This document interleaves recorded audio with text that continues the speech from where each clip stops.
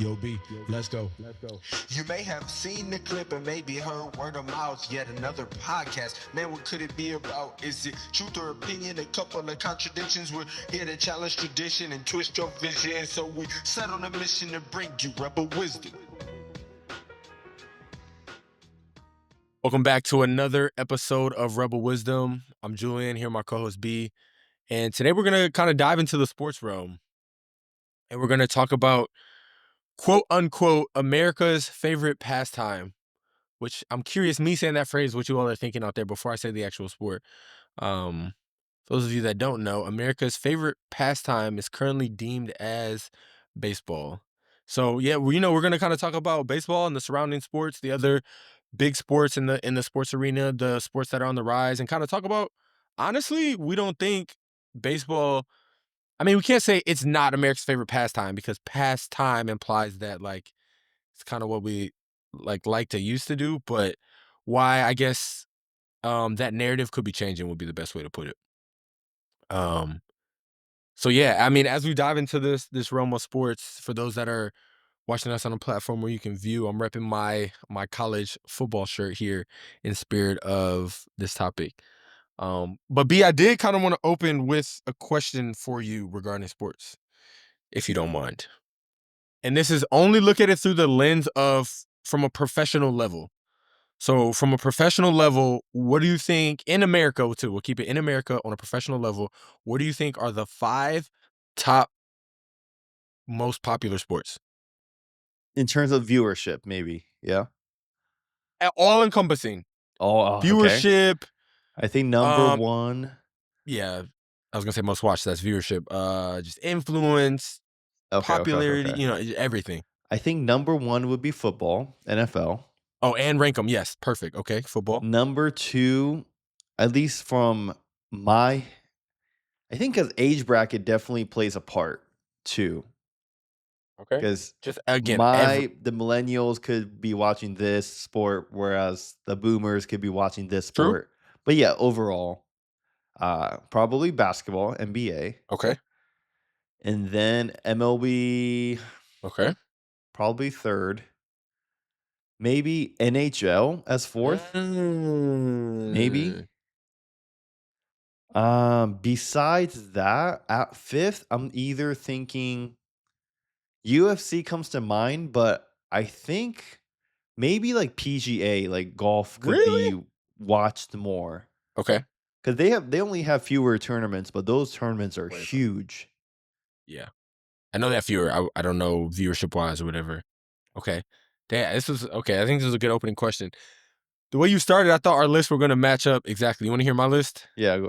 I said football, followed by basketball, baseball, soccer, and then hockey. Oh, soccer, and then okay. Yeah. Okay. You see, that's like where the personal stats will say whatever the answer is. Yeah, right. We can look it up. But right. At least from my personal experience, I never heard of. I've heard people say, "Hey, let's go to a hockey game," like multiple times, like growing up. Yeah. Like my college was always like top 5. Okay. College hockey team. Ooh, so that definitely played we were a big piece. hockey school. But even like before hockey, right? Like we watched not the NHL, but like the one league under NHL. Like the AAA equivalent of the MLB. Okay. Like we watched those games, but I never once in my life had anyone we engage in conversation back and forth about American like soccer league, nor has anyone ever been like, "Yo, let's go to a game together." I'm really glad we brought this up because this does speak to personal experiences. I've been to one professional hockey game in my life, and I've been to a whopping 0 professional soccer games in my life. But I know way more people that talk about like, oh, I'm trying to tune into this soccer game. I have a best friend for the international league, probably like the Euro, like the Champions League. True, but they're still like it, and they'll tune in from. Okay. You know what I mean? You're right. We don't have any. We don't have a national soccer league, huh? I think they're trying to make one. No, we do have one. We do have one. Yeah. I don't even know. So, and this goes to show highlight too. We got NHL or football, NFL, Yeah. basketball, NBA, baseball, MLB, soccer. I don't, Yeah. What do you is know? Yeah, and then hockey, NHL. So like, my, yeah, my list definitely could not be. Right. I know. it's I think called they're trying to start a soccer league. I heard on like a podcast no, it started we have the or American another one. Professional Soccer League. American is it That started in APL? 1990. Dang. Okay. Oh, it's called Major League Soccer. MLS. Yeah. Damn, that's crazy. When I hear It MLS, I think has of it. 27 US based teams and 3 Canada teams. Yes. I knew it was Canada. Canada was involved in there somewhere. Okay. Yeah, okay. And I knew okay, I'm on the Wikipedia page for that, and Heck there's yeah. like it says But even this speaks to, I think maybe I should put NHL over soccer because I knew the title of the National Hockey League and I didn't for soccer. oh, he So plays in the US. He plays for the yeah, Miami. Miami. He traded like 2022. It was a big deal. He came to the U.S. and like played, and then he scored in his first. I think he scored the first point of his first game. Yeah, I remember hearing about it. It was like a huge deal. Oh, damn, okay. Messi jerseys were selling crazy. Yeah. So shoot. Okay. So yeah, that says a lot. But to the personal aspect, I had a homegirl in college who played for our college soccer team. So I just heard of soccer way more than hockey. Maybe that's skewing my viewpoint. I don't know, probably. But MLS, okay. It's good. Definitely heard that before, but obviously don't keep up or watch enough or care Yeah, enough I to don't remember either. the name. Yeah. All right. So dope. Okay, so we got kind of a baseline, but I think it's unanimous that the big three, right? Football, basketball, and MLB, possibly in that order. We'll see. We'll dig into it a little bit. But okay, dope. Growing up, have you played any of the top 5 that we talked about? Did you play any of them? Yeah, I mean, I played baseball pretty much as from a young kid to all the way to senior high school. Okay. And real And then quick, before you go on that, I want to stop you there because living in Japan, the sport I heard about the most in Japan was baseball. Do you oh, think yeah, that has yeah, any that's influence? Okay. Okay. oh, yeah, absolutely. Okay. Yeah. Yeah. It was And huge. Big then thing. I played football, like a flag football elementary school. I played middle school, 7th to 8th grade. I played freshman year, sophomore year.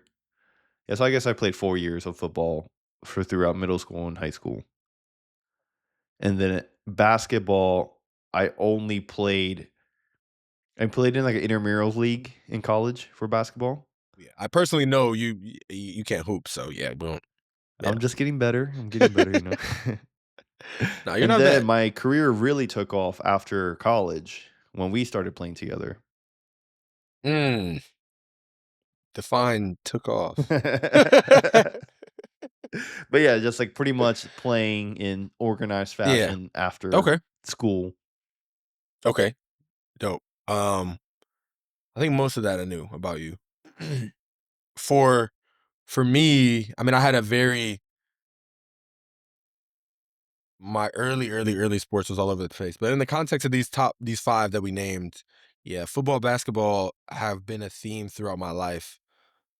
I guess outside of these 5, my first ever sport, like tier sport, was wrestling. When I was little, I wrestled for like Oh, 5 you years. wrestled? I didn't know Oh that. yeah, I could when see. like Okay, I could. this is like elementary, like into middle school, and then maybe like the first year of middle school I stopped, and then really honed in on basketball and football. But yeah, wrestling was. Yeah, Um, when did you start? I mean, like I know that you played D1 for football. yeah, I know you're really good, at least from how I look at it, for basketball. When did you appreciate start that, playing those sports? dude. Well, basketball's a little easier from a standpoint of you can get a ball and something to throw it in, and you Yeah. essentially got better. Where football, like, Yeah, but I when did mean, you you can start practice playing catching and like stuff. on an organized team? Oh, elementary for sure. Like, Okay. I used to go, YMCA's, like little Yeah, like yeah, local. yeah. I used to play at like summer camps, like little like yeah, like like little kid leagues, basketball. I used to play flag football before middle school, and then in middle school, got like pads. I used to play Pee Wee is like little leagues that aren't attached to your school, like Pee Wee football. I Mm. used to play, but that around that time, I used to play T-ball too, which is like you know what T-ball is, right? Mhm. Yeah, I used to play T-ball, and then I also used to play baseball for, like, some years, maybe early middle school time, and then at some point, I just stopped and just focused on basketball, football, but I also played baseball for a number of years. Matter of fact, I think I might have my glove in my basement at my dad's house too. It was, like, passed down from my grandpa, super broken in, Mm. just super nice glove, but yeah, used to play T-ball and baseball, but yeah, literally grew up, like, probably a couple years after I could walk, started basketball, and then football some years later, um, When did you play? Yeah, okay. So but you at least you played football in elementary. yes, and Wait, then like, so you how was it like in high school? Because I mean, to get to the D1 level, I'm sure you were one of the best on the high school team, yeah, for or sure. if not the best, right? Yeah, yeah. So going like, and but then I think I asked you personally before, do you think you're better at football or basketball? And at least the answer that I remember you giving at that time was you said that you think you're better at basketball than football, which is interesting because you went to go play D1 for Yes, football. yes, correct. So Um, what did you what was the thought process during high school? Like did you like basketball or football over the other? Did you want to play one yeah, over the other? that's a really good question. Kind of multiple questions in one. I always liked basketball more than football, but from a collegiate standpoint, a football roster is way bigger and it's way easier to get recruited for football than basketball. So whereas I had multiple football offers at like D1 or D2 schools, I had one not even full offer like interested school for basketball like D3. So Oh, it really? became very apparent that like if I play sports in college, like I'm gonna play football. So I always say like football paid the bills, but yeah, I always like basketball better. And as far as which one I was better at, kind of apples to oranges. It's hard to like quantify. The stats don't like correlate really. Like pick up what like I'd like to say I was better at basketball, but you could be better at basketball and still get recruited more for football. Again, it's a numbers game. The There's numbers, more yeah, okay. opportunities in football. So, um, I don't know. I think I still maybe I was a little bit better at basketball still. What did you If one play? could What position compare. you played basketball and football? I played like guard in basketball, so maybe like shooting guard in basketball. Mhm. In football, wide receiver. In high school, I Mhm. played defense and offense, but I was You did you yeah, I were was a safety in football in oh, high you were school too. safety. Oh, I thought okay, Yeah, not the yeah. No, corner not wide corner. receiver combo. Yeah, Okay. safety and wide receiver, and then in college wide receiver. Yeah. What how okay, so how did you like how good were you in D1 level, college level? So also good question because like high school stood out a lot, and high school very much has to do with what not league you're in, but like the surrounding talent. Like Mhm. certain states are known for football powerhouses: Florida, Texas, Ohio, Mhm. Georgia. Right, like talent populated areas, and even I mean they're states, so they're huge. Within those areas, you have like your different like tiers for football. And basketball, I don't think it's as much of a tier system. High school level, I could be wrong, but so I say all that to say, stood out a lot in high school, and then you get to college, and it's like very much an even playing field. Like to stand out, you have to be noticeably better, which just speaks to taking another level further. Uh, Professionally, you have to be noticeably better. So to when you see somebody that stands out on a professional level, they're insane because everybody, people could be in the NBA, NFL, baseball, and it's like, dude, this dude's trash. Like, you're forgetting that that person probably dominated in college, which is also a crazy talent pool. So I think that's lost on a lot of people, which as a person that played collegiately, I just want to like throw out there that like you got to give respect to everybody that plays professionally. It could be somebody that barely touches the field, court, whatever, and they're still probably crazy at that sport. But just Um, to make the roster, just to make the yeah, bench is crazy, yeah. No, yes, I see and they're that. also getting paid. The reason I don't feel bad is because those people that you never really see like on your screen in your home, like on TV, are still probably getting paid crazy amounts. Yeah. So it's like Yeah, I yeah. really don't feel bad for you, but I do recognize that you're probably very good at your respective sport. Yeah, 'cause Um, I yeah, hate I hate I'm trying to compare trying to trying to compare your experience to mine because my example's super nerdy. But like in high school, academically, Yeah. I barely studied, but I did very, very, very well compared to the talent pool that that's what the word you used, the talent pool of the schools. I did Right. very well without giving too much effort. Sure.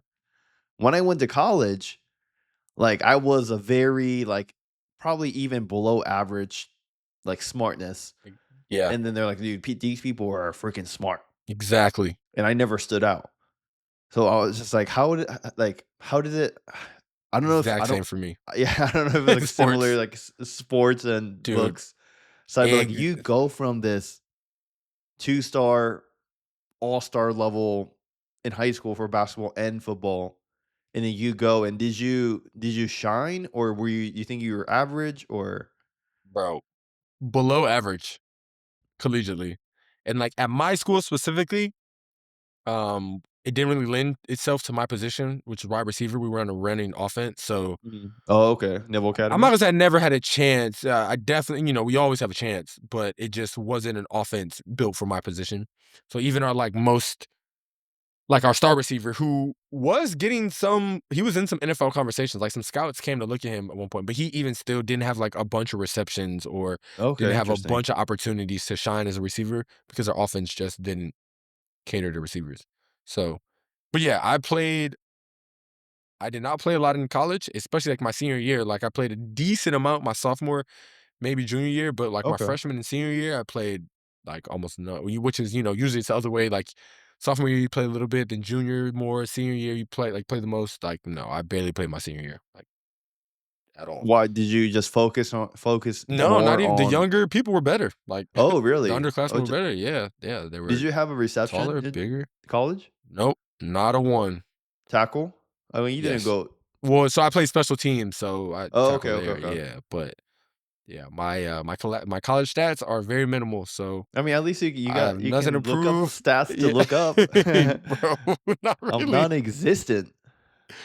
Bro, nothing. But Okay, I no, mean, that's interesting. I never asked about that yeah, side. yeah. How was it And I'm glad you mentally, did. just on your mental, just going from the guy to like?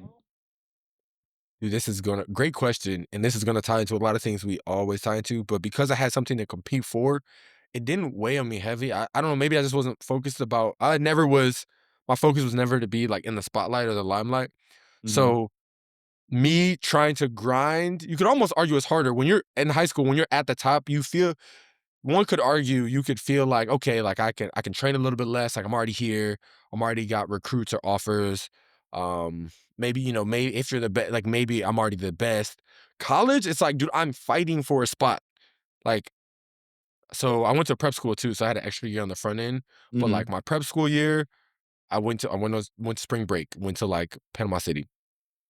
Freshman year, so that was my prep school year. My freshman year, I went for spring break, went to like Panama City, and I promise I'm gonna make a point with this. Sophomore year, I think I went to South Padre, Texas. Junior year spring break, I was like, all right, I took spring break off to focus on football because I'm like, I'm getting older, I'm an upperclassman now, like I want to play, like just dialed in, and then still didn't play a lot. So senior year, I went to Vegas with the boys, like last spring break. But I say all that to say, college, I had more of a sense of trying to fight for something. Whereas high school, I was still grinding, but to like stay on top. Whereas college, I was like grinding for a shot, for like a chance. Mm. So it was a complete different, to answer your question, in my mindset. It was never negative. It was never bad, but I was realistic with myself. Like, hey, I'm not the best. And hey, I do need to fight and grind and prove myself. So that's all it was. Mm. I grinded still, just for like different reasons. I got Yeah. you. Yeah. And then you can still play basketball, but it's like on the football side, it's kind of tougher to play. Yes. I mean, I guess you can play catch, but like that's not Right. football. Like pick up. That's an Exactly. aspect of it. To actually play football, like you have to be in like an organized league, I feel Yeah, like. yeah. And I'll never forget one of my best friends in high school, his dad, who also, I think he played football in college, was like, both of us were getting recruited to play in college. He was like, I'm gonna let both of y'all know. College or football in high school, like y'all having fun now. In college, it's not fun. it's a mission, it's a grind, you know, you're playing to win. He was like, Dude. don't think you're gonna go to college and it be sunshine and rainbows like it is in high school. Y'all the best. It's fun. He was like, y'all aren't gonna be the best, and it's not gonna be as fun. And man, true words were never spoken. It was a grind, but it's like at the same time you love it because you have a sense of camaraderie. You know, you're playing with the boys, like you develop a brotherhood. All those other good, you get to travel. Like there's so many other good, and you're still playing a sport you love. Mhm. But it's just it hits way different in college. Which again, I can only imagine like on a professional level. But you know, there's things that come to play. Now you're an actual icon. Like if you're good enough on a professional level, like the nation knows you or the world knows you. Yeah, And now monetary compensation, not to, you know, you have NIL deals now for college. So within the last 5 years, we're seeing something where we've never seen in history where people are getting compensated at an insane level in college. So maybe it's a little different, but professionally, yeah, you just got your image is out there, you got compensation, and like it is your job. Like in college, it's not your job. Like you go to college first, they say scholar athlete. Yeah, because you're a scholar first before athlete. mhm. Like your purpose to be in college, I mean, nobody can tell you what your purpose is. Maybe it is to play sports. For a lot of people, I know for a fact it is. But colleges and institutions were created not for sports, for education reasons, right? So like that is why you're there. When you make it beyond that, like your goal, how you feed your family is through your sport. So, you know, your incentives a little bit different as well. Um, and maybe some of or none of these things will play into how we kind of like rank out our sports, but um yeah, I mean that's my background and my interaction with sports like coming up. Do you And think this is like a I always thought this. I don't know if it happens at Naval Academy, but I wanna hear your thoughts. Let's say at a big football powerhouse school, we'll say like Ohio State. Like they just the national champs, big school. Do you think the first string quarterback and the first string running back are getting like easy passes in class? Like, hey, if you fail, you can't play, so we're gonna uh make some arrangements so that you can pass. not Or all handouts, right. I If I'm guess. And being really I don't know of any examples, but like probably. you think so at the Or how about at this? I'm not probably, but I wouldn't be surprised. okay, I wouldn't if be surprised. What I do know is they do get something it's like, hey, you have like for this class you're in, the test is this Thursday, whatever. But for you, we'll let you take it like next Wednesday because maybe you're traveling for a game. Like they might get extra like tutor or maybe extra time or something like that. But as far as like flat out changing grades, or is it like nudges, I don't. like Yeah, probably less than you think. Or okay, I okay, mean, I don't okay. know. I don't. I can Yeah, tell you this: it I damn just sure know didn't it happen not at that the it United States matters, Naval yeah. Academy. I can tell you that. But but that like the Alabama LSU, Yeah, like the that top dude, tier. I would probably maybe I'll say I wouldn't be surprised. I That's wouldn't be like I mean, just surprised. you think about it, like they're about to go play the biggest game of their lives. They're like, Yeah, "Hey, sorry, you're failing architecture yeah, 101." Like yeah, yeah. Um, which not super in alignment with our topic, but I could see the average student at that school that maybe is also failing, like getting mad because of that, right? Like, hey, Mhm. I'm also in this class, I'm failing, and I'm not getting that treatment. Completely valid.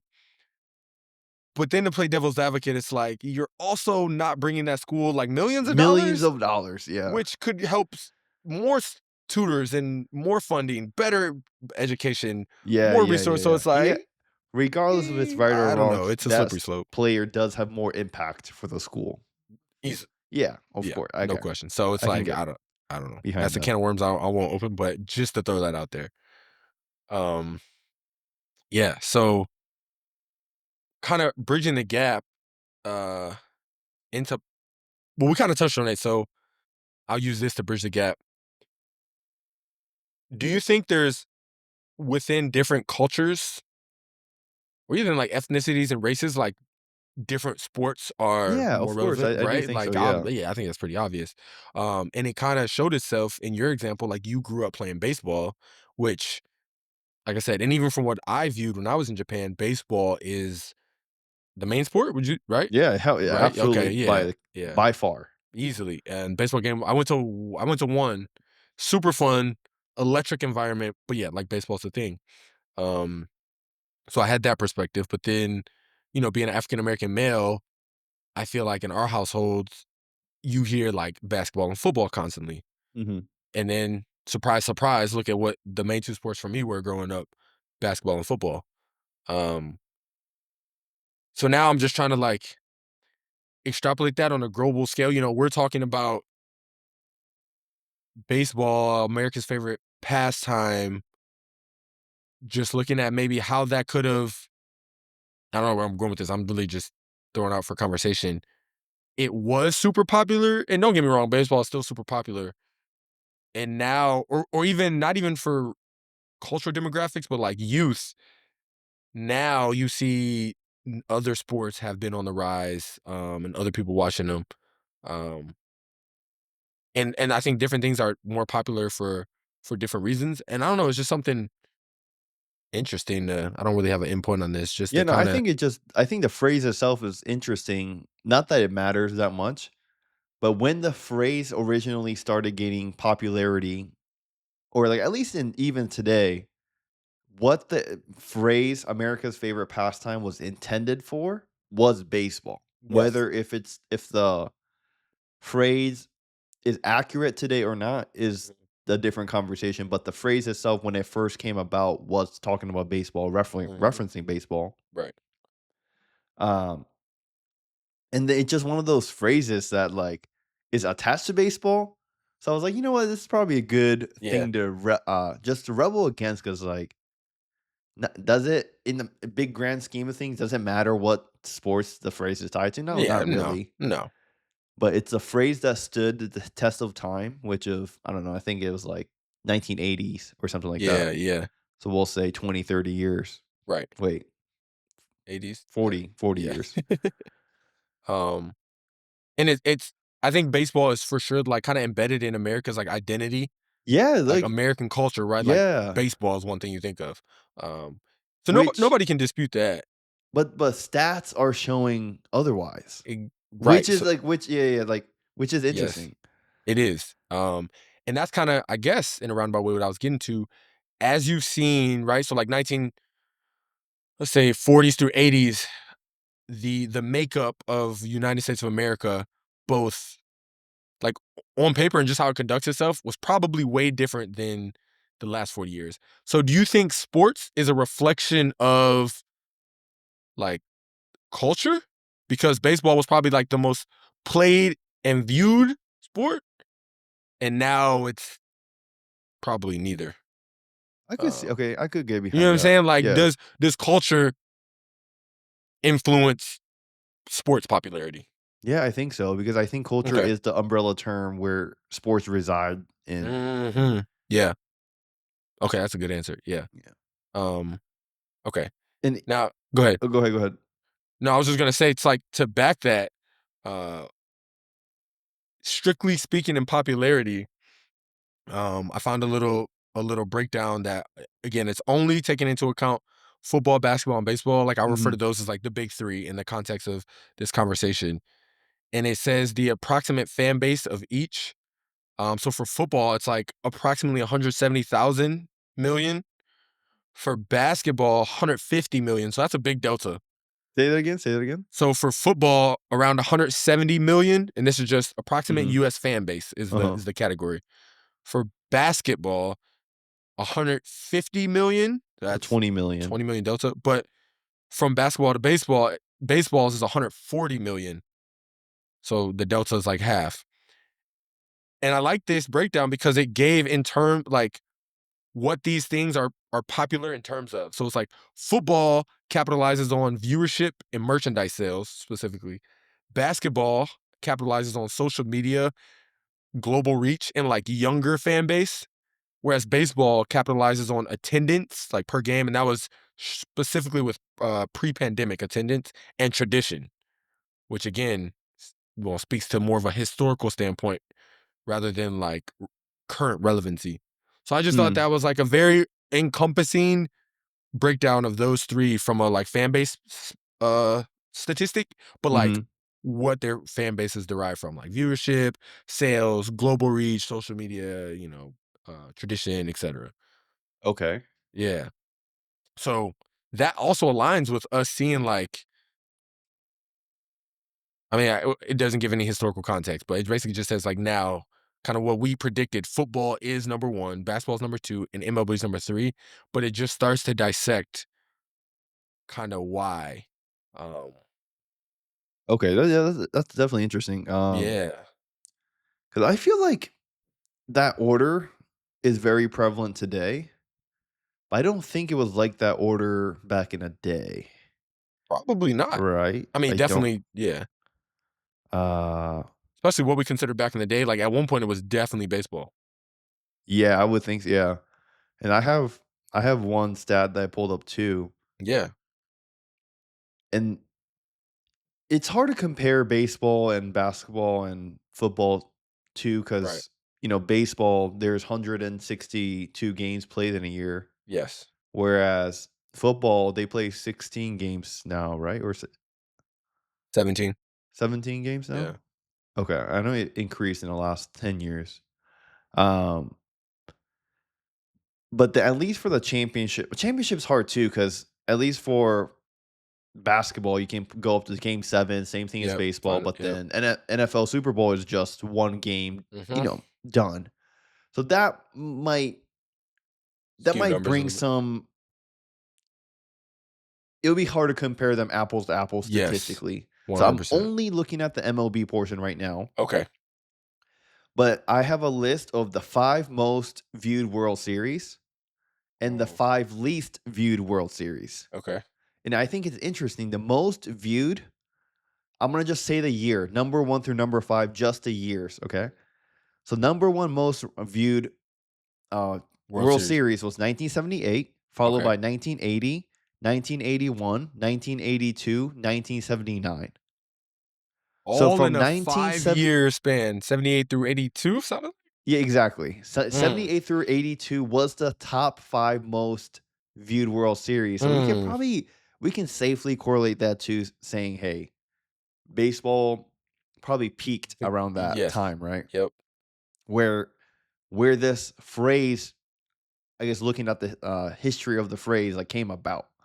Mhm. And then Good it's call. interesting that the 5 least viewed. I'm gonna just guess before you say them. I'm gonna guess it's in the last 10 years. You're wrong except for one. Dang. Okay, what we got? So we got 2023, Okay. 2020, 2021, 2022, and 2012. So I was right except for one. Yeah, that's what I said. Oh, okay. I thought you meant only one of them was in the last 10 Yeah, I years, said but you're you wrong oh, just gotcha. on Okay. one. Oh, maybe I didn't say. I don't know what I Okay, yeah. said, but um, everything was Got within you. 10 years except for one So out of 5. Which is, you got to look more than just the numbers that's showing you. Like right. 2021, we got to realize we were in lockdown. Yes. Yes. We should be glued Yeah. to the TV. Right. Right there, YouTube, like Netflix, all the streaming sites did Yeah. crazy during Yeah. the pandemic. So it's great. It's kind of, adding significance to the data Well said. that this is kind of a big deal. And we were talking a little bit before the podcast started, but we have a net inflow of population in the United States. Mm-hmm. So if popularity remained the same, even without the popularity increasing or decreasing, you would have more viewers because there would be Right. more people inside the United States. And maybe Yes. they get affected by, yeah, you can watch the World Series anywhere in the world, but Right. you can get influenced more for that country, right? Like, so you would For sure. naturally think the viewership should be higher in these recent years more than the 1980s because there's Mm-hmm. much less people in the 1980s than today. But the fact that we're doing not even 1/4 of what we did in 1978 in the Right. 2023 World Series, is it just kind of speaks to like it's a pretty significant decline in the popularity of the sport. Not Yes. saying that baseball is good or bad. I'm not saying I like baseball. And I still watch baseball, I still enjoy it, Of course. but just the numbers for the American people says Show it. otherwise. They show a trend. Um. Dude, that's such good context. And I'm gonna go. stemming from that, I'm gonna give some historic context. One of my original thoughts on this topic was like, all right, baseball was the bet, right? We said American pastime. So I was like, was it founded in America? Like, what country did it start from? And then football Oh. being the number one now, I wanted to compare it. But so I Googled what country was baseball founded in, and then I want to bring up a couple things. I'm going to read verbatim what it said. I mean, it is America, but it stems from other things. It says, while baseball has its roots in earlier bat and ball games, the modern version of the sport, which is codified with its codified rules and diamond-shaped field, is considered to have originated in the United States. Not to say that other sports didn't originate in the United States, but that could be one leading reason Mm. why it was America's favorite pastime. Probably it was maybe one of the earlier sports played here, and largely originated in the United States. But so it goes on to say, the New York Knickerbockers baseball club, founded in 1845, is often credited with codifying the rules of the game and playing the first official game in 1846. I only wanted to bring that date up just for like relevance from, 1845, 1846 is almost 40 years prior to the peak of baseball, which was, we determined, like at Well, the latest date. 140 years. Excuse me, 140 years. Yes, 140 not years, yeah. 140 years. Yeah. I forgot a whole century there. Yeah, 140 years, right? To get to like its peak, which is pretty crazy. Now, I didn't look up when like football, basketball was founded. I quickly did look up to just compare origins, like football. And well, first off, we know football overseas is like referred to as soccer. Mhm. American football is the football as we know it. But it stems from a combination of like soccer and rugby, Mhm. which did not originate in America, and then that formulated into American football as we know today, which I guess you can say is similar to baseball, which stemmed from other, it said baseball evolved from earlier bat and ball games like cricket and rounders, which were played in England. I don't know what rounders is. I'm familiar with cricket, but which makes sense.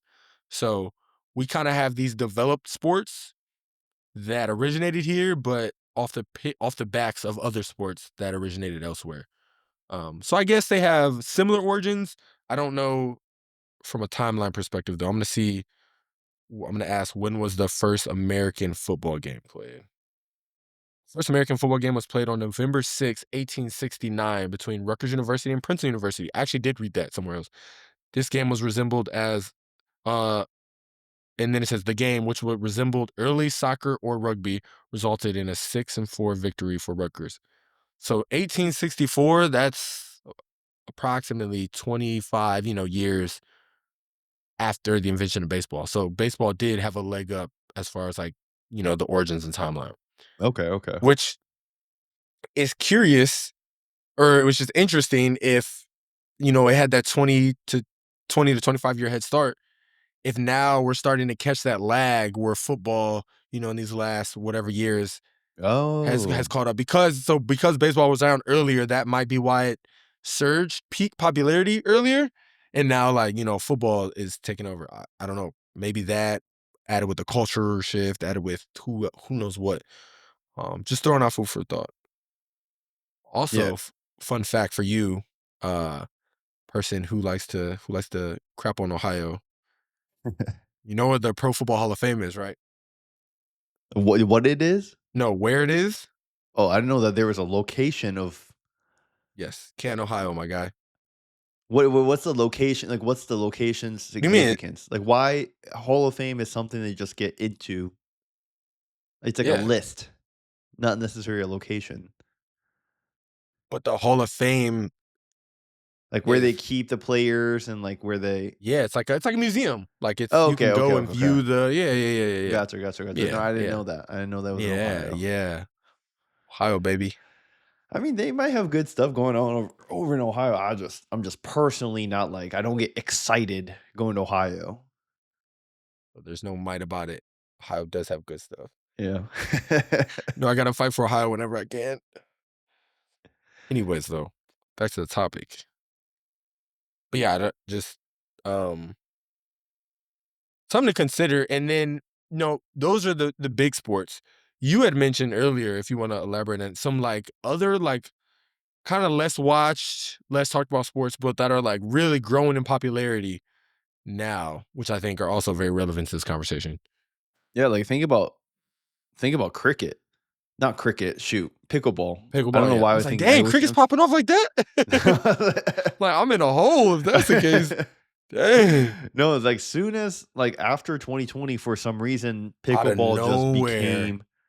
Yeah, I don't know, Yes. and maybe I'm just in the place where pickleball is just very popular. No, dude, I heard about it too.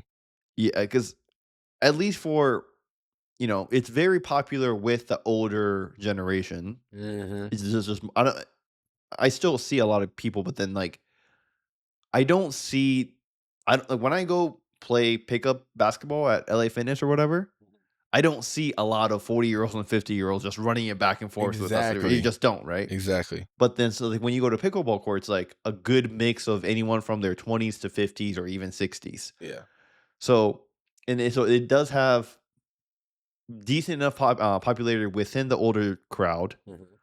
And I live in Phoenix, where a lot of retirees and older population kind of becomes like a snowbird. We don't have any natural disasters, just gets hot in the summer. But the rest of the year is like perfect. So I think we're a very popular destination for older people. So I don't know if that brings extra Mhm. popularity to pickleball around my area. Maybe.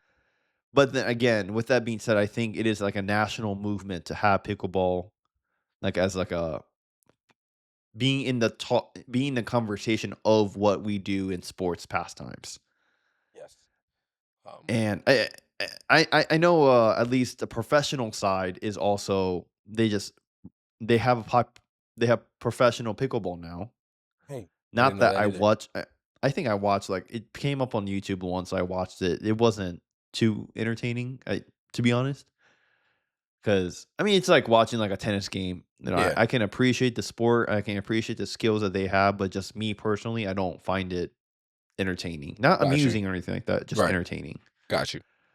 But I do like playing pickleball though. I It was is gonna fun. ask, have you played, bro? I No, haven't I played it. I played want multiple to. I times. want to. I haven't. It's fun because the court looks like a miniature tennis court. Yep. But then the sport, even though it kind of looks similar to tennis, I feel like mechanically speaking, it's more played like ping pong or table Ooh. tennis. Okay. So because like Mm.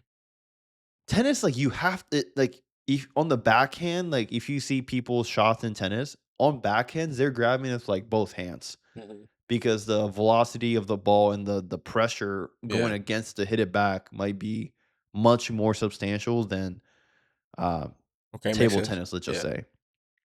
On the ping pong side, like yes, you still hit it hard, But but like you can hit it hard easily, yes. backhand, left hand, right Yes. hand, whatever, right? And Interesting. so it's more like that where the accuracy and the technique matters more than the sheer powerfulness of how you hit the ball, I guess. Have you played racquetball? Ooh. Yes. Okay. So I think racquetball is a good example, like where if you're not good, but you're athletic, you'll be good. Mhm. You'll be able to play because you can move around a lot and like you're very agile and Mhm. you can hit the ball because you have good hand-eye coordination. But even if you're not agile, if you're good at racquetball, they barely move. Yeah. They just position the ball so well that Yeah. like it's just harder for like the opponent to get when you don't have to move as much. Yeah. So I think it's more like that. That makes a lot of sense. That's a really good comparison. Dude, I'm trying. Do you have like your own pickleball stuff, No, or you just I only go with my buddies, okay? and then they have nice rackets and stuff because like I it is cheaper compared to other sports. Right. I'm sure. Yeah. I'm thinking like baseball. You still need. I mean, baseball's hardest part is forming a team. Yeah. But then I guess baseball is like it's not too expensive. Like someone's gonna have a bat, you just need your own glove, pretty much. Basketball, you just need a ball, but then hoop and the facility. Uh, man, it doesn't You help can my hoop argument. outside. But the argument Yeah. the point that I was trying to make is that pickleball is like you can buy a okay paddle for like $100, and then you can play with it, Mhm. and then you just have courts around, just Yep. like a basketball pickup game you can run at a random park. Yeah. They have a lot of pickleball courts, so you can just go play. Okay. It's pretty cheap to play, and then you only need up it's 2 to 4 people. It's very easy to start a game, whereas, Yes, low. pick up soccer, like, you're not gonna play pick up soccer with 2 people, Right, right? right, Like, you're right. not even 4 people. You actually probably want, like, a 4-on-4, at least 5-on-5 or something like that. Something. Um This brings up a great point, by the way. Well, I want you to finish your thought first. No, go ahead, go ahead. Okay. I was just I was gonna say, great rambling on. segue into like the barriers of entry to sports and kind of Yeah. maybe how that influences, right? Because you already said a lot of it. Pickleball, paddles, sure, ball. Also, a huge one, low amount of players. Soccer, a ball, really. I mean, cleats would help, sure, but like a ball, but more players. Mm. Basketball, ball, location, because you need the hoops, couple players. But football has the highest where you need Yeah, probably the most pads, players and probably, field. I mean, a ball, if you like pick up, but like if you put flag, you need flags. But if you actually do football, helmet, pads, cleats, like, you need the most. So one could argue that could like stifle participation in that sport, but it's ironic that football is now statistically in America, at least, deemed the most popular sport. Yeah, Um, I agree which with I you. have another thought on that, which might segue, but sticking on the barriers to entry, I don't do you have any thoughts to that? I mean, it's Yeah, that's a good point, because when you first said it, I was thinking about, yeah, that's probably why NHL's not popular, dude, because it would be so much it's hard to, like, you can't just play on the field. You have to go to a rink. ice. Yeah. You have to have multiple people on the other side. You have to have, like, a specialized position, Mhm. like a goalie. Uh, yeah, it's just harder. Yeah, it's like you put so much stuff on. Yeah. Whereas, I think hockey like has the soccer, you most. just go play on a field with even pickleball. But you're right. The argument doesn't stand, because football is just as Mhm. hard to play actual football, but then yet it's the most popular sport in the United States today. Right. Exactly. Yeah, I forgot about hockey. I definitely think that has the most barriers. I think just the ice alone, like, Yeah, that's tough. that sucks. So now I'm trying to think, I'm like, if it's almost seasonal. I mean, obviously there's indoor rinks, but if there was more rinks and gear was more available, just from how the sport is played, like hockey's not boring. Do you think hockey would be more popular if there were if the resources for hockey or there's less barriers for it? I would naturally think so, Okay. if there Okay. was abundance of ice skating rinks and, like, Yes. but I still don't think it's gonna be like, it may skew a couple percentage points. It's not like they're gonna just become the most Mm. dominant sport in the United States, because I think regardless of how much ice skating rink there is, it's more of a cultural thing. I could see where, Ooh, I got some because we questions for built so you. many ice Okay. skating rinks, over 50 years, it becomes like an American culture to skate Mhm. on Mhm. ice. And now at that point, because of that, it's like a US icon Yep. for pastimes. Now that shift, and the people just start naturally gravitating towards hockey. I can see that, but, like, Okay. that stems from the culture, not the actual facility or Got you. availableness of Yeah. goods that you're gonna play with. All right. Dang, you answered my question in that because I was gonna ask, even if every sport had equal resources and availability, and then you put that out there and you fast forward 15 years, what do you think the top sports are? Because with culture and availability, there's one more key ingredient I think that lends itself to popularity that we haven't talked about yet, but I'm not gonna say it. I want to see if we had every sport, so like golf, what have we not talked about sports wise yet? I mean, that's kind of big. Swimming, whatever. Yeah, swimming, If like every fighting, sport martial had arts, equal UFC type stuff. resources, Yeah, and then you fast boxing. forward 15 years, all those resources have been around for 15 years. What do you think would be the top? We'll say five. 'Cause I don't know if the top three would change a whole lot, but I think the top five, and maybe order, would change. I don't know. I think it would still somewhat be the same, because I want to Yeah. think. So there's a couple key ingredients I'm thinking about that would put some sport over another. Okay.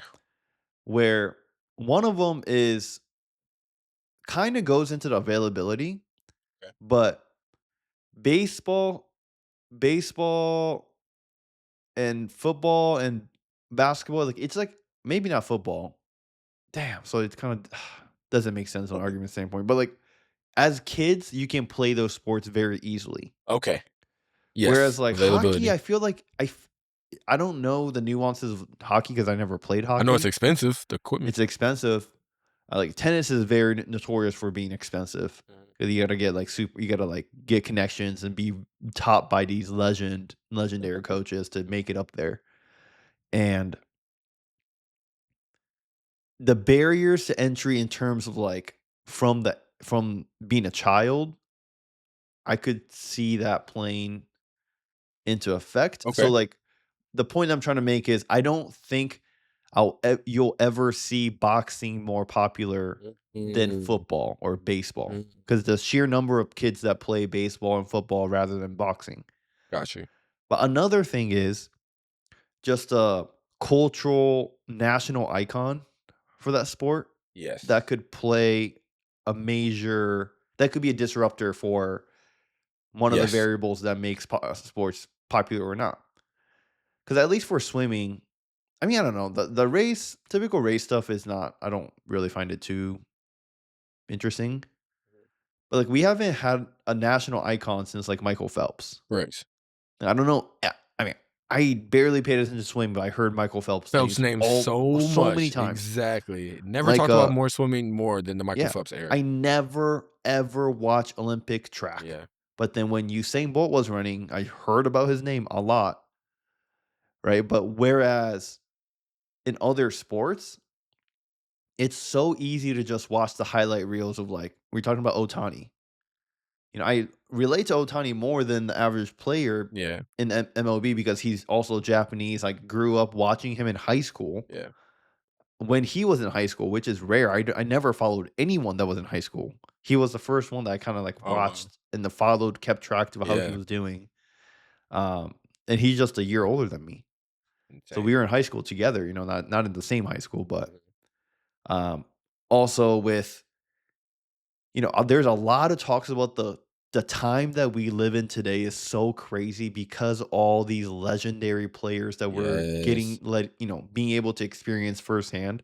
Like in soccer, Amazing. they talk about Messi and Ronaldo, like two of the top players that Mhm. ever lived to play that sport. Yeah. We're getting to see their prime. Yeah. And like so I mean we had I in basketball like Jordan was a little bit Yep.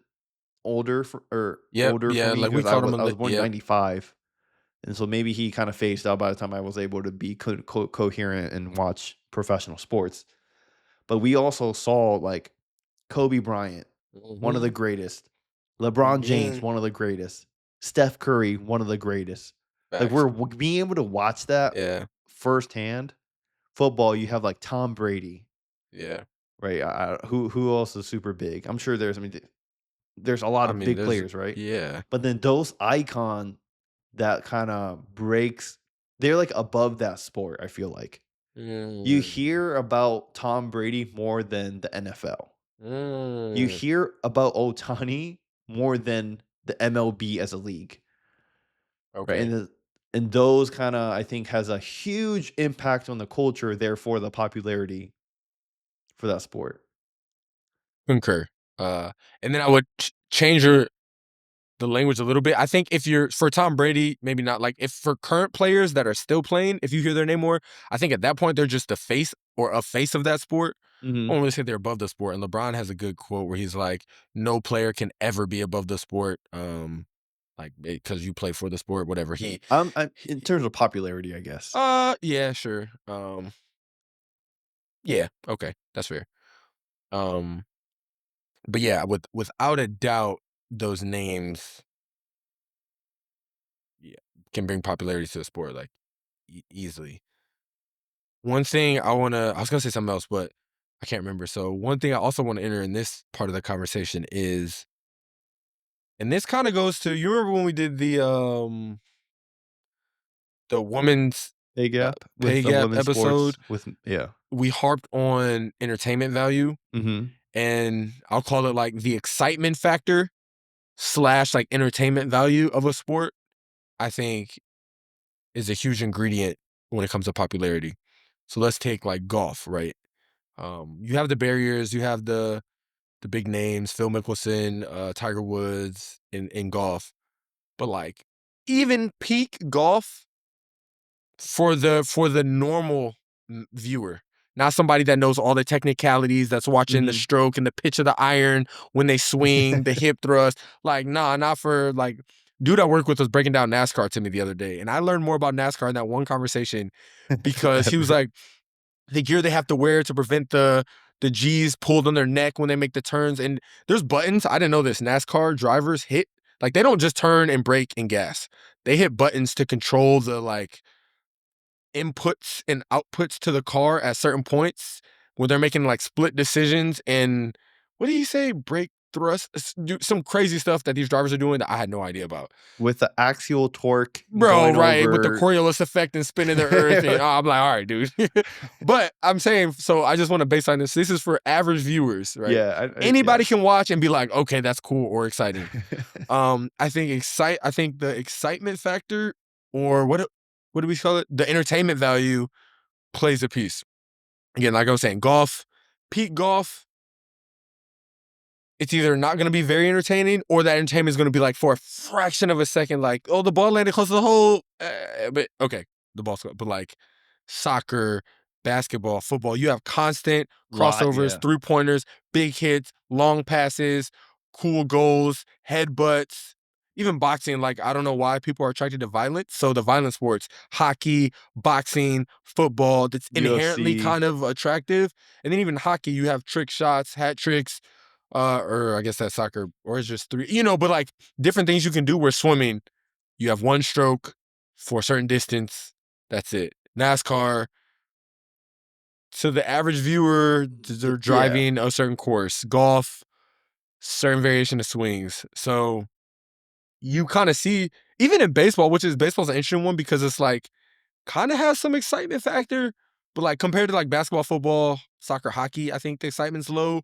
But compared to the swimming, golf, whatever, the excitement's high. You have the grand slams, you have the sick catches, double Mhm. plays, triple plays, sliding. It does have some. I think it's like middle of the road as far as excitement, but um, it's just interesting to see how, compare the excitement level or the entertainment value across sports. And also maybe if sports are around long enough, how that's shifting. Because like for football, they've modified the game over time for really safety reasons, but that can change that entertainment value. For basketball, the 3-point line wasn't always there. Mm. Nowadays, people uh like that's all some people care about. Like, is the 3-point line. Like, people only want to see how many threes people make. Like, I play pickup basketball. Everybody wants to be the 3-point shooter. Like, people obsess over the 3-point line. So those are just Mhm. a couple examples that I think actually do heavily contribute in this conversation. And those things, I think, are what make these great players. Well, it's statistics, but a lot of people are drawn to these people that can do the make the diving catches in baseball, or like are dunking on people in basketball. And then that promotes viewership, which goes into popularity. That promotes jersey sales, which goes into popularity. Social media engagement, you know what I mean? And you kind of see where I'm going. Yeah, I think social media that's a big thing in the recent Oh, trend too, heck like, yeah. because I think football and basketball and stuff are so good at the short form content Mhm. transition, because you can watch a crazy play from start to finish on a short form content. Yes. Whereas baseball, like crazy plays is like could be a home run or like on a defensive side a crazy Right. catch. But then baseball, like it with each hit, each at bat, the environment shifts. Right? You're at 0 out, first batter, Hmm. no one on the bases. Now he gets a hit. The the hit was like a regular hit, it's not, short Yeah. form content worthy. Exactly. But then now on the next one, it's like there's a little bit more pressure because there's no outs, runner at first, and it kind of evolves around there, right? Yes. Where football, you can have the craziest play, Dude. next play, just a crazy play. And then even for like boxing or UFC, you can have 30-second, 45-second clip where one Yes. guy is going crazy, just wailing on the other guy. And that's like entertaining to watch. Of course, yeah, So of I course. can see that. And then more so on soccer either, because like I think there's crazier, not crazier. Man, I don't know how to. I feel like soccer is also like an evolving thing, but you could Yeah, also have crazy dribble from midfield all the way to the 100%, goalie, and then they make a crazy shot. 100%. But yeah, like I think going forward, how compatible with social media, especially on the short form content, that would play heavily into the popularity of the sport. I could definitely see that. Bro, but yes, easily. Um, Also, on the topic of, like, sports changing, so some random I thought about. Did you hear about this new baseball bet? I think the Mm, Yankees did it. There's a this is, like, weeks ago or a month ago. I think it's the Yankees, New York Yankees worked with Maine Billets to develop a new torpedo bats, design which features a bowling pin shape shift, to the sweet spot of the bat, closer to the batter's hands. Was initially designed by MIT educated physicist named, blah, blah, blah. So this is literally, bro, I was listening to it on podcast. This is like as of this year, 2025, the Yankees debuted this bat where like the weight of the bat, because a bat's skinny where you hold it and then it gets wider. mhm, But then when mhm, it widens, it's pretty like that weight distribution is pretty easy, evenly distributed, Jesus, in the like fatter part of the bat. They made this like almost if you take a bowling pin, how bowling pins really like round and like kind of bulbous at the fat mhm. part, made a bat like that. And the first game they used this new bat, they hit a record number. Maybe not a record number, but like 6 people hit home runs. Like most of their like a large portion of their roster hit home runs, and 3 of the home runs are like back to back to back. The bat like clearly like they hit the most home runs. Maybe I don't know, it was like X amount of seasons or something. And apparently now they're trying to see if this bat is like legal or Yeah, I feel like that could get yeah, banned so now they're quick. like analyzing the specifications of the bat to see, but again, it just goes to show you have a change. It changes the game a little bit. Probably more exciting. I mean, home runs is definitely more exciting. And now, like, we're gonna see what this does for the sport. But Yeah, this I is could all see of that. as of this year. So like, Yeah, I I'm could see kind of that though, interested. because like some people's critique of the NBA Hmm. is because they focus on the 3-point line so much. Like they're just kind of tired of people seeing like if a setup play like a point guard, they'll call a play. Let's just say Hmm. right, and the play doesn't work out. They just shoot it out to someone on the outside and they shoot a three, and now right? Or if like some people they just pull up, not even to Oh, the facts. It's three-point not. shot, like Yes. after the logo, and they just shoot. Yeah. And these people are so freaking good, they make it. And it's crazy to watch that, but like from entertainment value, I think it'll Hmm. be, or at least like from a beauty of the sport type of thing, it would be better to see plays being set up with the right positions doing their own job to score the two. And same Right. thing with baseball. I think it would be even though home runs are exciting Right. They're because cool. how rare it is. Like you see it from time to time, but like you don't Right. see it every at bat. Right. But then if the sport changes to where they use this crazy bat and they're hitting out of the 3 outs, let's say on average 4 at bat per inning, Hmm. if 3 people are hitting home runs, like it's gonna be kinda boring, I guess. Exactly. It kind of rebaseline, or really, it dilutes the sport. I think that's the way like Okay, to yeah. put it. Yeah, we're getting further away from, I guess, what it was like founded on, the fundamentals. Which I get it. Like anything else, there's going to be natural development progression. Like 100 years from now, I'm sure all these sports will be different. But to your point, like yeah, it kind of takes away from I think what we like fell in love with these sports for. Mhm. Um, so I guess to be determined what the future of these sports looks like. But um, yeah, speaking of future sports. We kinda talked about, like, the popularity, what tends to that. Bro, and football being at the top, like, fantasy football, right? Entering that to the conversation. Yeah. First off, is there a fantasy anything else, like, fantasy There's MLB? fantasy a lot of I mean, you stuff can that bet I'm you can learning. bet on stuff, right? You can bet on anything sports related, but No, as not far just sports betting, but fantasy football, I think there's other sports. The craziest thing I heard, well, at least when I was looking at it, like not this is not the crazy part. Like I heard like there's like fantasy baseball and stuff. Okay. Okay, I could I see don't that. even I hear just about never that. heard of Yeah. anyone playing it. Right. I could see easily see that. But the craziest thing I heard was like, whoa, that's kind of weird. Um, I don't want I don't want to downplay anyone's like hobbies or anything, but Sure. um, in college I used to play this game called League of Legends. It's like a computer game, Yep. Yep. and it's super fun, Yeah. very fun. But there's like with the game that popular, there's professional players and like professional leagues and stuff. And then they're talking about like fantasy League of Legend professional players. I'm like, dude, like What? I don't care that. Like I don't know. Some people may have care about the game. Sure, That's somebody nothing does. wrong with, it, but it's just like I just wouldn't play. That's kind of So you're betting on what famous League of Legend players? Like you make a team? I don't know how I don't know enough about League of Legends, but no, but it's the same thing to like same similar style I would assume to fantasy football where you like draft players from different teams into your own made up team. I'm And saying these players are these like well-known League of Legend players? Like are there people out there that's like household names for League of yeah. Legend? Yeah. Dang. That's There's insane. there's household names because I mean the league's like one of the older video games that still has Yeah, crazy yeah, popularity. So yeah, yeah. there's definitely big names. Yeah, that is like you said, I don't know if it's wild. I've never heard of it, Yeah, but I've heard of it, but I would never yeah, play it. I I don't guess think that'll ever surpass baseball, basketball, I don't even. yeah, Do you like play fantasy football? nope.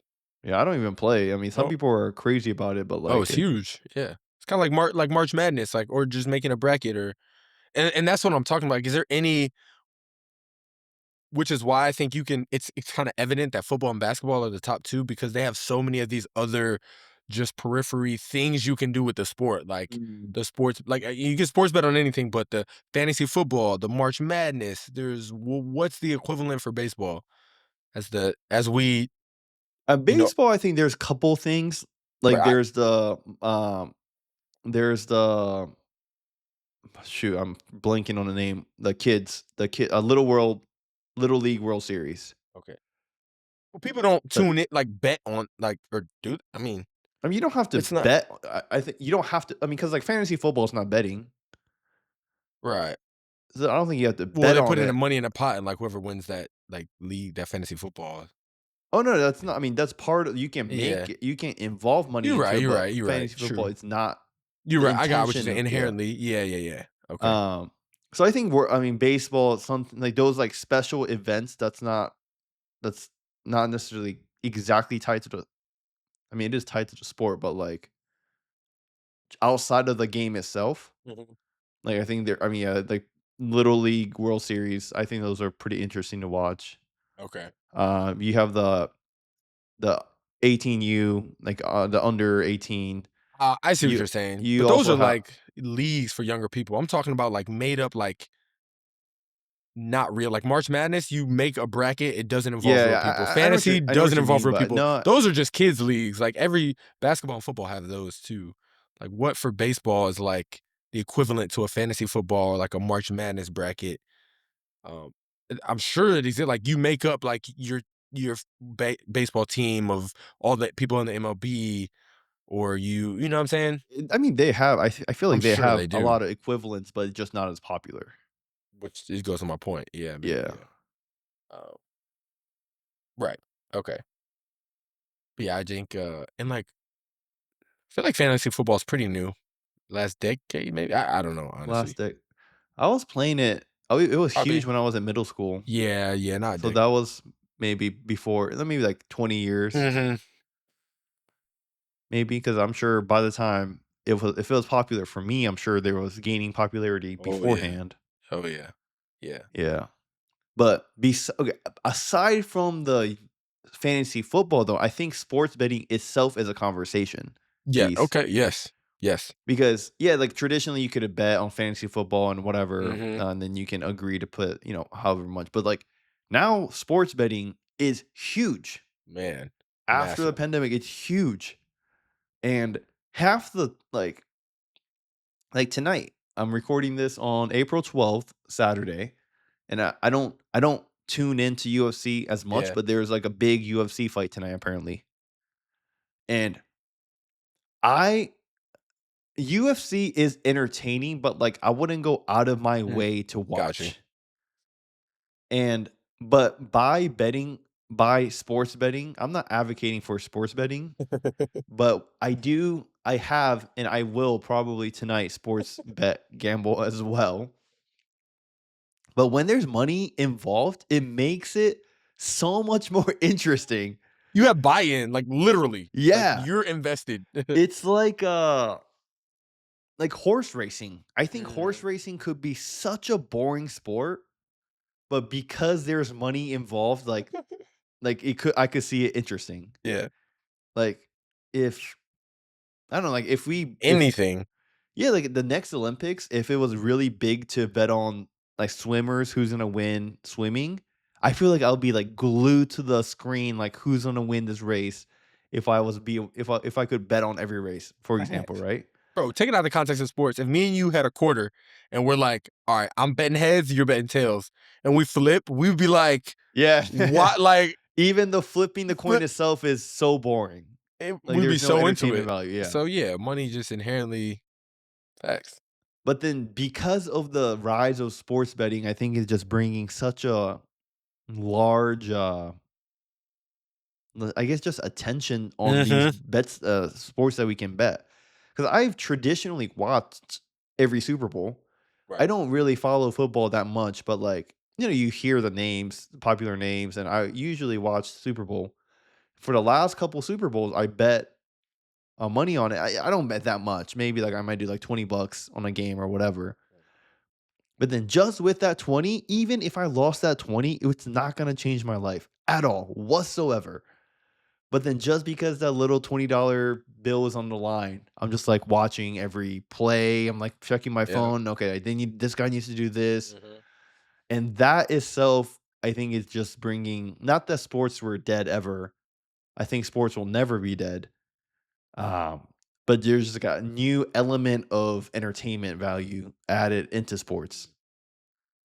Or well said. Which begs a question, low key genius. I wonder who started it because if you're like league owners, team owners, or whoever in the sports world, like it fosters viewership. And Mhm.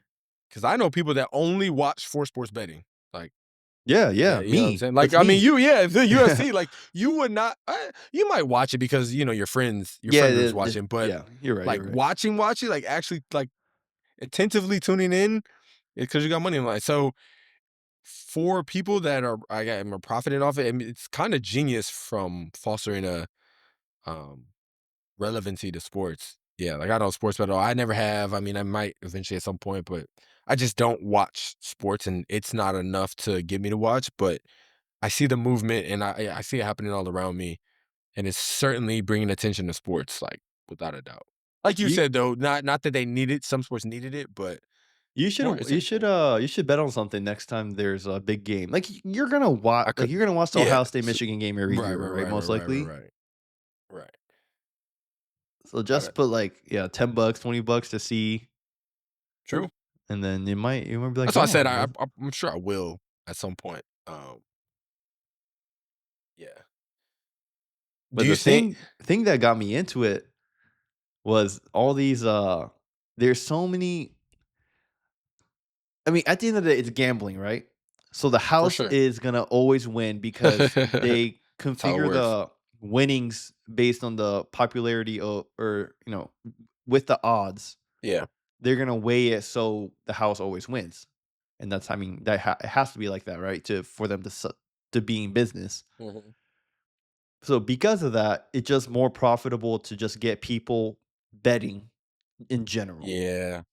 So there's Yeah. so much uh those like fish rod, like reel you in type of what is it? Like sign up bonus or whatever you can Sure. call Yeah. I it. mean, yeah. Essentially. Yeah, but this was like last time. Like a month or two ago, there was another big fight, and then I think I got like FanDuel or something like that. I think Yep. it's called FanDuel, the one particular one I got, but it's like a sports betting platform. But I saw the ad that was like, put $5 in and get $150 in bonus bets or Yep, whatever. sounds good to me. Numbers wise, this is like really, Yeah. I think I do think they lose money on that promotion, but then Mhm. they make their money back as people get hooked and addicted to sports betting because eventually, as a collective, the house is gonna win. You're not just doing it once. Yeah, like Yeah, but then because like for me, I'm gonna do it again today, but I'm doing another. I'm gonna find. I would only do it if the start like the welcome bonus and the Yep. intro bonus was still there. Mhm. I wouldn't do it if I didn't get any benefit. Okay. So at least for FanDuel, like I put, I had to put in 5. I just put in 25 just to make other bets, and I ended up winning like 180 something dollars because Okay. I also got the free $150 to bet with. Right. And I I don't know the exact amount, but I'll actually pull it up because this wasn't too far. This wasn't Why too long ago. Yeah, while you're pulling that up recently on this topic, my friend I saw he like went to a Michelin star restaurant and I was asking him how it is. I was like, "Oh, that's what's up, man. I know those are like usually expensive." He was like, "Yeah, I only went because I won 4 grand on sports betting last week." I was like, "Oh, Damn. yeah, crazy." Yeah. No. Seriously, that is kind of crazy. It's like, shoot, take me out to dinner. Dang. I DraftKings, know. that's another really big one that just popped Oh, in my head. DraftKings. Yeah, I did. Yeah. I did use DraftKings Yep. for um. Man, they're on a Super Bowl that I watched a couple recently. I used DraftKings. Okay. Okay. Yeah. This year's. Yeah. So, oh, okay. I had a little bit of numbers mixed up, but here I'll show it on the screen. Yep. 25-10. Yeah. So I spent Same. 25. Looks like I added another 10 somewhere Mhm. along the way, and I pulled out $198. That's a win to me. So 35 subtract 198, that's 163. So I gained $163. Like you actually can win For watching the money. UFC game. Yeah. Yeah. So, but then this is obviously Fantastic. it's not that I have an edge or anything. I they gave me extra free money to bet with. Yeah. But yeah, like that makes it so much more entertaining to watch the sport. And then Absolutely. I mean, leagues are partnering with these sports betting sites Oh, yeah. because you heard, I think DraftKings is a good one. It's like, I might be butchering it, but they say DraftKings, the official sports betting partner with the NFL. Mhm. Like, they're even incentivizing sports betting, which I don't even think it's a bad thing. It's just like a casual thing. Hopefully, people don't get addicted to it and then Yeah. be Yeah. Right. losing, Right. Right.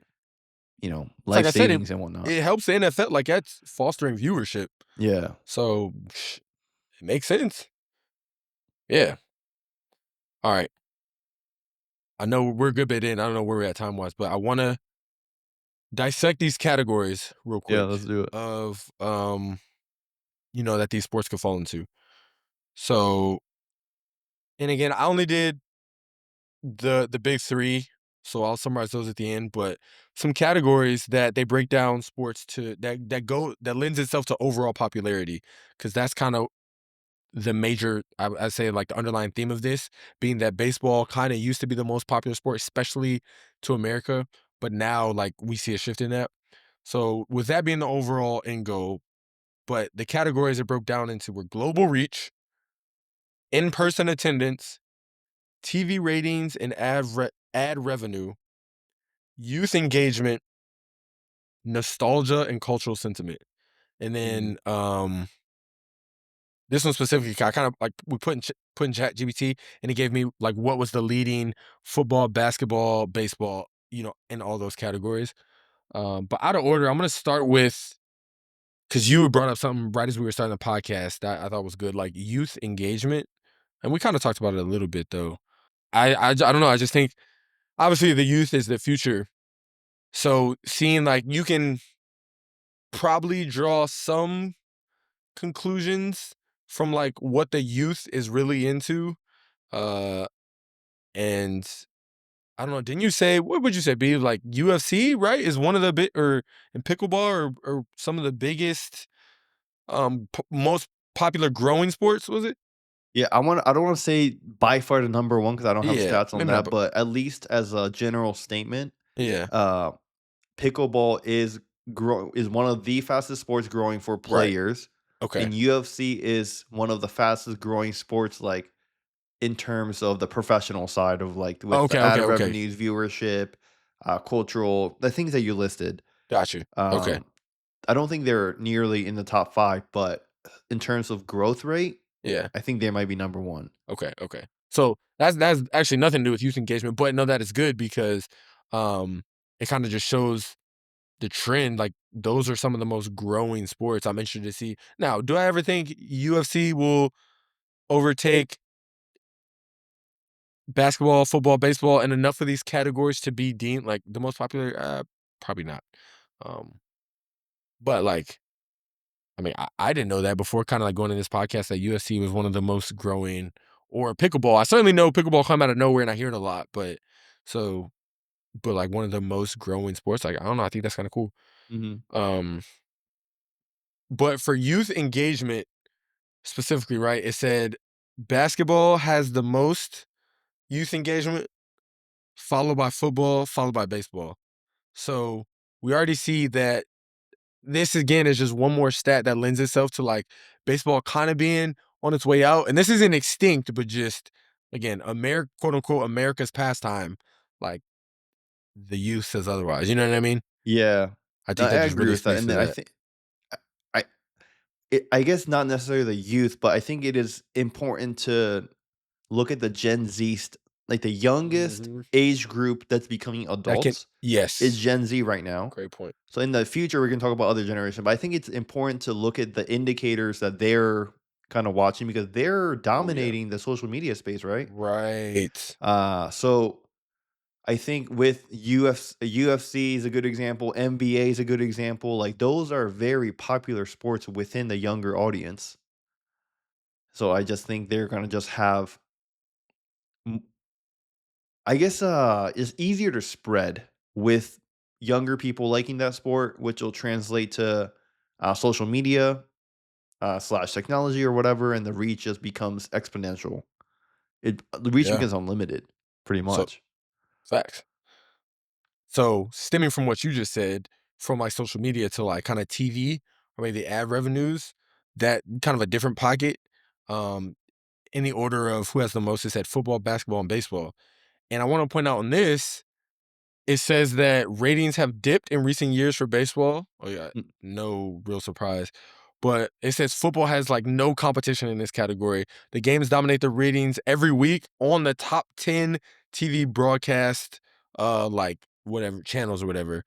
So football is just absolutely dominating. Again, on this kind of like digital consumption, both ads and TV ratings, which again I think kind of would like dip into the social media realm. mhm, Um this is kind of accumulating topic because I think this brings together everything we talked about in that, you know, who's pushing more like social media, or you said the short form films and things that you can just consume really quickly, which then that goes back into the excitement value of the sports, the entertainment value that you can capture very quickly. You know, it all just kind of comes into play. So youth entertainment, basketball dominated, not dominated, basketball won. Football or TV ratings and ad revenue category, football dominated. Um, Now, just because I want to show some love to baseball, the in-person attendance, which we touched on, baseball does win, but as you said, this is kind of only because they have so many games, 162 games per season, which, you know, just leads to the total attendance. And when you kind of think about it, they have more games, but like from a football stadium, right? Less games, uh, but even still a bigger stadium than the basketball arena, which has the smallest arena. Oh, So okay. physically, you know what I mean? Yeah, we kind of Yeah. don't think about that. A basketball game can physically hold less people per game. So I think if you had a baseball game on the same day as a football game, on the same day as a basketball game, uh, and they were equally like from a rivalry standpoint, like they were equally big and like news buzz or whatever, you're capped for basketball, where I think you can get a little bit more for baseball and football. Yeah. Also, I mean, football, if you're following one team, that's your favorite team that you always watch or whatever, football, they play once a week. Yeah. Yes. So it's, and then it's so in terms of like Good point. rareness and the ease of being able to follow the entirety of your team, I think it's just football is so much better. Because Mm. baseball, like you can like your favorite team, whatever, but they play like 4 or 5 games a week. Yes. That kind of takes up a lot of your personal time if you Right. wanted to follow it closely Right. for True. everything. But conversely, does that give you more opportunities to like go to a game or like, you know? Yes, I think it does. That's Yeah. why your numbers, the stat that you pulled up, they say they have, um, the Total. overall attendance, total Yeah. attendance for these games. Baseball might take the thing, but at the same time, when I was looking at the stats, this will be both true, but Mhm. like per game average, Yeah. baseball is lower. There's Yeah. less Because people you have more. coming, but because there's more games, there's more Right. total number of people coming. Yep. Great point. Great point. Um, so that leaves us with global reach and nostalgia. So we kind of talked global reach. Was so for the global reach category, basketball took it again, followed by football, followed by baseball. And I like because they kind of broke it down by like geographic areas. So it says basketball is easily the most global of the three, right? NBA stars like LeBron, Steph Curry, people you named earlier, are international icons, but these sports thrive in Europe, Asia, and Africa. Mm-hmm. Now, for football, it says it's big in these are all for US, but US, Canada, and it's starting to grow in Europe and Mexico. And baseball says has a strong influence in Japan and then the Caribbean, South Korea, and parts of Latin America. Mm-hmm. So, that It is with very segregated. Yeah, yeah, that's interesting. Yeah, it is interesting. But you know yeah, what it is? But because you think about it, worldwide, like soccer dominates in popularity, right? yes, yep, But then if you look at it, it is a little bit more segregated certain, into Europe, mm-hmm, maybe like the below Mexico and south mm-hmm. and other countries because like you can like, soccer is not it's not South that America, I big feel in the like, United yeah, States, right? So there's that. You talked about the baseball. You talked about all yep, this. There's pockets of popularities in different sports. yep. But you know what's interesting about basketball though What's that? is imagine like if Otani made Otani cleats. You Yeah. can buy Otani Oh, cleats and play baseball, right? But you're yes. not wearing cleats outside of the baseball field. Like you'll be Ooh, I know where you're you're going. a weird Yes. guy if you wore cleats. Like like it's gonna be click click clack click click like just click click click You're click a just weird every time guy. you walk. Super Dude, that's the annoying, right? quote of the podcast. That's But facts I'm though. just thinking like even in Japan, like like the Jordan shoes, the Mhm, J's are like there's very stylish. People mhm. like them for style reasons. But then I guarantee people wearing J's in Japan, you ask them like about Michael Jordan, they might know the name. You'll probably know I the name, but guarantee they never watched a clip of Jordan playing basketball. hey, you might be surprised. Okay, but then No, you know what I I mean, know right? I Like know they exactly what you mean. and then but at the same time, because they're so fashionable, good looking shoes, Mhm. like you as you wear it constantly becomes popular, like you're Oh, influencing other yes. people. And if they're influenced enough, they'll be like, okay, I might start watching basketball, and then I'm sure there's a conversion rate, and then like you just get more Yep. people into that sport. So with the global outreach, the importance of having like an icon for that sport Yes. and then being able to easily wear shoes is like a big example. Yes. I think that's like a big aspect into making some sport more influential over the other. That's a good one too. That kinda goes into popularity that we didn't bring up. That's super good. And Because then when you think yeah. about Caitlin Clark. Yes. Yeah. Like when we were talking about it like a year ago, we pulled up a chart with something like the top 10 most to watch NBA games. 7 of them had like Caitlin Clark Yep. in it, and it was her Shit. first season. Right. And then, and I know at least on the WNBA side, there's crazy records being set left and right for viewership because like, the viewership is coming back. Mhm. And I might be ignorant in saying this, but like I think it's just her. She's the icon. She is the main player, number one, like, generational talent that's making a comeback for the sport. Yes, she led that charge. Yeah, Yes. absolutely. And the same Like, thing is she's not like, the only, like, there's other, like, big players and stuff, but, like, it is Caitlin Clark is the name, yeah. yeah, like even in so I just went on a work trip to Japan like a couple weeks ago. I just came back like 2 weeks ago. Like, you cannot escape from Otani. He is Yes. everywhere, Yeah. right? And that only adds, and then as like going back to the kids, kind of tying into the kids, the youth. What was the category Uh, name? youth engagement. Youth engagement. Like, as people become icons, they become like heroes to these kids, Yes. and Yeah. they want to, I I wanna be like guarantee I go him. to a elementary school, people playing basketball during PE class. Like, yo, who do you look up to? They're gonna be like LeBron, Mhm. Kobe, Steph Curry, whatever these players for whatever sport. And I think those are just so important in the popularity in this like global outreach that we're talking about.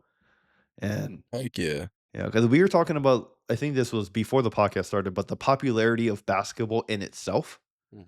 Because NBA wasn't always one of the top two like popular sports Oh. every single time, but then we had we had like a popularity peak in the NBA on the chart. It was 97, 98. And we're like, that's kind of ironic because Yeah. it lines up with Michael Jordan's Uh, back to back 97, 98. And he was an icon.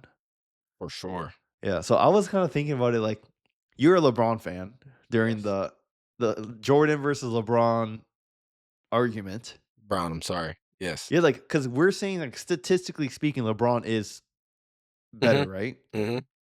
But then wouldn't it be just as like a compelling argument of who's the greatest, not in terms of just the not the statistics of the sport, not the stats, the scores of the sport, but like the overall impact of the sport to the Yeah, that's a whole culture? nother It's yes. like, Yep. and Jordan like had that influence. Not that Yeah. LeBron didn't have that influence, but he just came a little bit later Yeah. after like the most iconic Yeah. guy. I think, yeah, the influence is still, like, arguable, but, like, yeah, Jordan was the first to have that type of influence, um, on the game, and you were saying it going outside of the sport, like, baseball and football are kind of capped with the shoe specifically because they both require cleats, whereas Mhm. basketball doesn't. So you can literally wear the same type of shoes that these icons, legends, heroes are Yeah, wearing on a day to day. So that helps the sport, which probably why, not why, but a huge contributing reason why basketball is number one in the global reach category. Because right, you can wear jerseys, like there's baseball jerseys, mhm. but shoes is a whole nother element to somewhere like Japan, where style is Japan's known for some style for style reasons or whatever. But yeah, like shoes breach any category. You can be terrible at basketball, but still wear the shoes. You can like the Yeah. shoes. You can, it's just one more element to relate to these players that we're speaking about that are regarded as so iconic. Um, yeah, all things that lend to basketball being number one. And then on the event, you have these rare players, like you said earlier, which so much of which we're getting to witness in our lifetimes, which is amazing, that transcend the sport and yeah, touch the kids, touch the fashion industry. And honestly, I mean, these players aren't stupid. They also probably have like business advisors and stuff that are like, hey, you've reached this level of popularity. Why don't we start getting into shoes? Why don't we start partnering with Mhm. these food brands? Why don't, all kind of stuff? Because yeah, they're just crushing their streams of revenue essentially at this point. Um, but it all lends back to the sport and this particular category, the global reach. Heck yeah. Last one, youth engagement, right? Or excuse me, nostalgia and cultural sentiment is, how it Mm. baseball, followed by football, followed by basketball. So we didn't look up in the very beginning. We kind of did that. I did a little history check when basketball like was founded, but I'm curious if basketball of the three was the latest to get like codified. That would make sense because baseball was the first, historically, then football, then maybe basketball. I don't know the time, but that would also align with the nostalgia and cultural because the order is baseball, football, and basketball. As these generations refresh, the boomers or the older ages start to die off, and the younger ones get older, and they grew up on the more of the basketball, football. It might change. Yeah. Obviously, yeah, that might change. So, um, With baseball, I feel like baseball is one of those sports that everyone just kind of plays as they grow up. low key, yeah. Like you Like don't I did, you kind of did, play football. Like right? usually, I mean, some That's a people good do, point. but like usually people want to play. I mean, like usually football. I mean, they're playing in high school and stuff where you get to make your own decisions. Mhm. But like when you're playing baseball or t-ball as a kid, your parents just kind of like put you in a league. You Yeah, kind of play, you kind of do whatever, and then it's that phase of your life over. And then obviously some people stick to it yeah, right. and then keep Obviously, going. But I, yeah, I for just whatever think reason, I think yeah. you're onto something. Like I'm trying to think of all my close friends. I'm like, dang, he played baseball. He played baseball. He played baseball. Yeah, like literally.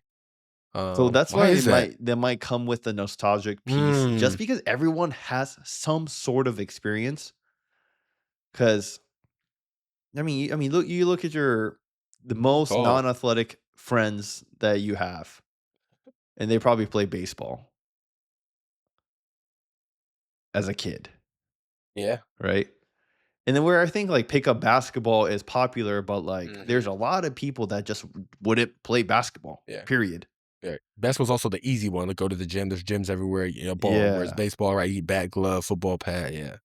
Yeah. Dang, So that's a yeah, good point. I'm trying to relate. It's just such a loose, non Yeah. factual. Can't quantify it, but Yeah, like I can't quantify it, but you're it just definitely onto something though. Yeah. yeah. I like that. No, for sure. Um, and for this last category, it's kind of cool because it speaks to why each sport, like what you get from each sport from a nostalgia standpoint. So for example, it says, baseball has the emotional connection, especially, and it points out the older generation. Here, you know, that quote unquote America's pastime. But for football, it says it's tied to Sundays, tailgating, that, Mm, and it's starting to foster that American tradition, which can lend itself eventually to nostalgia. Like Sundays, everybody already knows like Sunday football. You know what I'm saying? yeah. Like it's a thing, like a cultural thing. Oh, So the tailgate's a good example because tailgating, yeah. I could see a sport game being played on a certain weekday or week of the day, Hmm.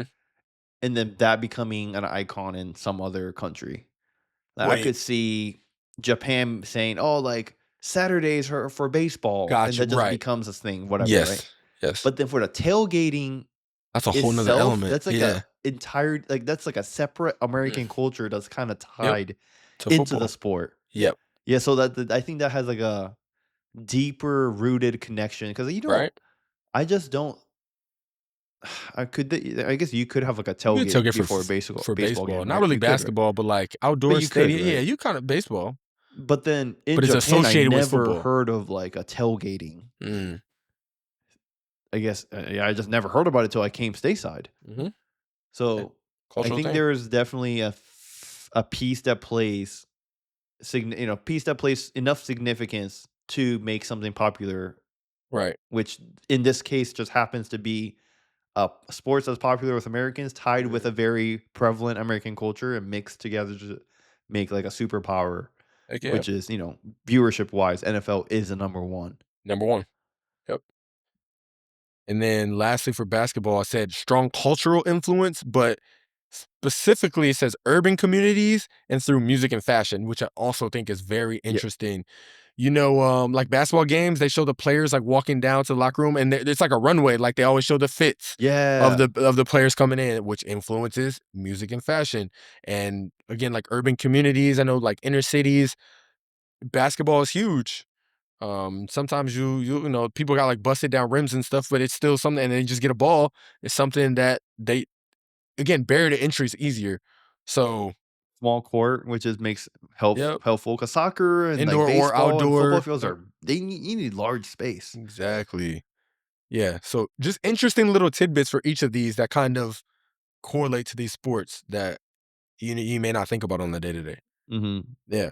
So that all being said brings us to just do one more quick breakdown. So TV popularity, we got football, global reach, basketball, attendance, baseball, youth appeal, basketball, cultural nostalgia, baseball, star power, which is kind of like the icons. I don't know if we really winning that one, basketball, and then Mm-hmm. revenue and ad dollars is football. And then the overall number one, the most viewership, like we said, is football. I don't know if that makes it overall.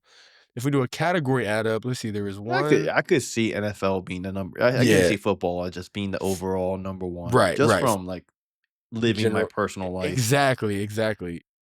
According to these categories, if I add it up, football got 2 wins, baseball got 2 wins, and basketball got 3 wins. But again, if I feel like the one that if they were weighted, the one that holds the most weight is like who tunes in, viewership, The viewership's football. huge. And Yeah. like we said, I don't know if we said it on like live on air on this one, but the Super Bowl is the number one viewed American event, period.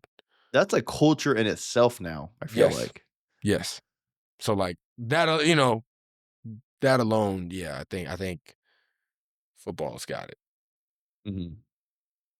All right. So does it have it enough that we can say it's America's new pastime though? It's kind of hard to say because like new and pastime are kind of contradicting. I Pastime think implies like for pastime, it's I just like think when you're how they're younger. using the word pastime is to spend time Yeah. like a pastime. Like Yeah, what like do you like to when do you're in your younger, off time? maybe? Huh? Like what did you do back in the day? It's like pastime. No. You're going Or like too far back. Pastime is like what you did, like what you like to just spend time on. right. You're But right. Yeah. then that's You're right. like what you used to do back in the day, which is I think Like different yeah. Okay, you're right. You're than absolutely the right. pastime. The meaning behind the word pastime, even though pastime, what you said makes more sense. No, I got it. But I definitely confused. Scratch what I said. It's not what you used to do in your past time, like as a kid, which, according to this, the youth, what the youth mostly does now is basketball. But like you said, what do you like to do to pass the time? Like, which currently, like, what do you like to do to pass time? It's football, according to, viewership stats, whatever. So I made that I super could, confusing. at least for the phrase standpoint, because the phrase was created, and if it sticks through, America's favorite pastime, I think, will forever be baseball with that phrase. But I don't know. I disagree with that. in true intentions behind the phrase, I think Yeah. that could change to football or Okay. basketball or whatever I it now is. agree. I see what you're saying. Yeah. Like if you said, I don't know what's like, I don't Like know, I copy know and paste is like the good duo combo I'm thinking about. Like if you said copy, you're gonna think paste, right? On like a computer, like you copy and paste all the time. If you think of, shoot, I don't know. You think if there's whatever has a very strong correlation with one thing or another. I just think that because of the phrase was correlated with a type of sport, Yeah. that phrase will That never phrase. change. Got you. Yeah.